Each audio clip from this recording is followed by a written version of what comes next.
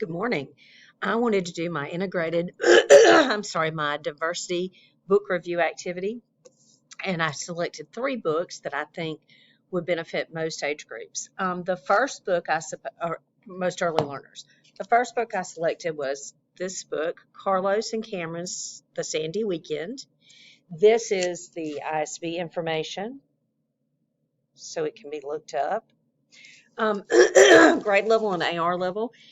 The reading level on this is a 2.7. The point value is a 0.5. And I really looked at this book as I teach first grade, and it's a first grade readable book with help. There are words in it that like handstands and other words that would be probably too difficult. The summary of this book is this is about the family, Carlos and Cameron's family. They go on a beach weekend, and they decide to go. They play in the water, they play games with their family, and eventually they go on a sandbar and collect $1 million sand dollars. So they say they're rich because they've collected $1 million sand dollars.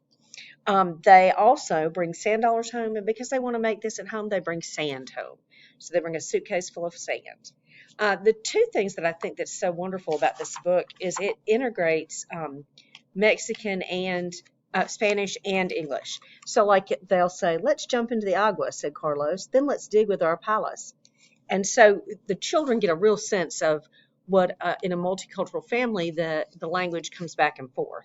So I liked that. And then the other thing I liked is in the back, there's a Spanish to English dictionary.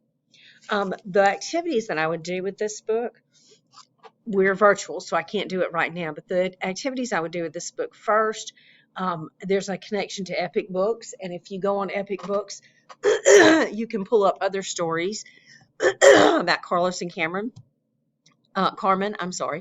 and I would go back and let them read other books on that and let them take AR tests on this.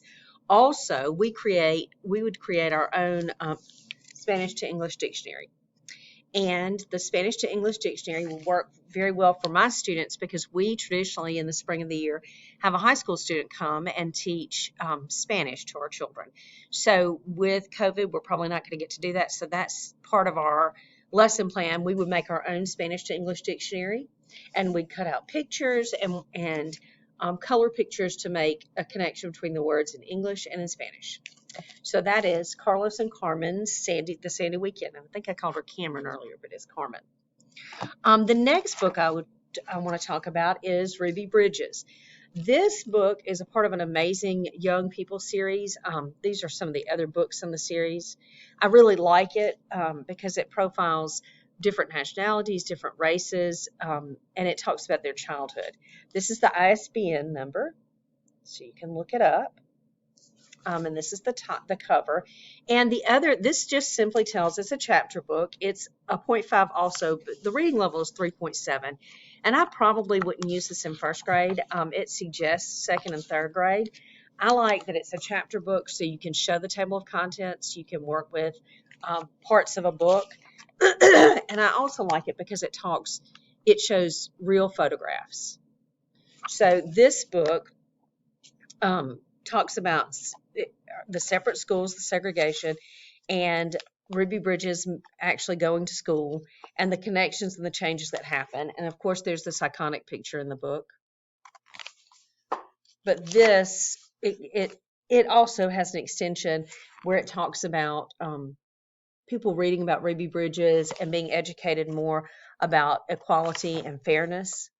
It's got a text to self, a text to text, and a text to word world section, which I think is really excellent and a good index. But the best thing about this book to me is the pictures, the photographs. And I wanted to show you a couple more. There's a timeline that's got real photographs and a timeline.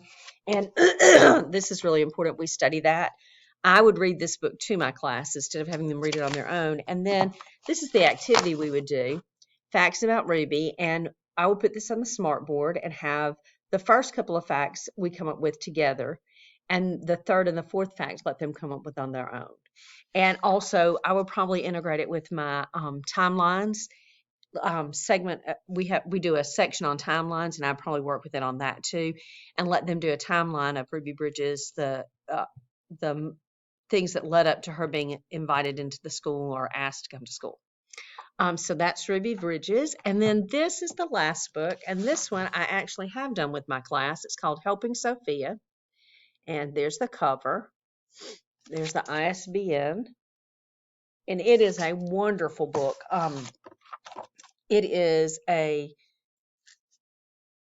first grade level book. There's the AR test number. It's a reading level 2.2. And it's very readable. I like the text in it. I like the illustrations. But the book is about Sophia has a helper at school who helps her get around. And the helper leaves because her daughter has a baby. And so while she's gone, her classmates work with her and help her to, get around, they help push her. She gets to show them some about her wheelchair, like the brakes and, the things that make it work. Or don't work. And in the end, everybody gets to have a turn. And Sophia says, the last line is, "This is going to be great." So I love that. I use this at the beginning of the school year, and we talk about kindness and helping our friends. And it's just a good way to show that and show a child with a disability that perhaps makes it a little more difficult for them to make friends or participate in school. We do a wheelchair desk activity where everybody sits in their desk and we play a little game with a ball. We roll it back and forth, we toss it, and we do it without moving from our chair. So if you miss it, you have to reach out, you have to use something to help you get it, or you can ask a friend. So this is a good way to teach kindness, and it's a good way to teach compassion, and it's a good way to teach about people's differences. So again, this is called Helping Sophia. All right, I hope you enjoyed. Thank you.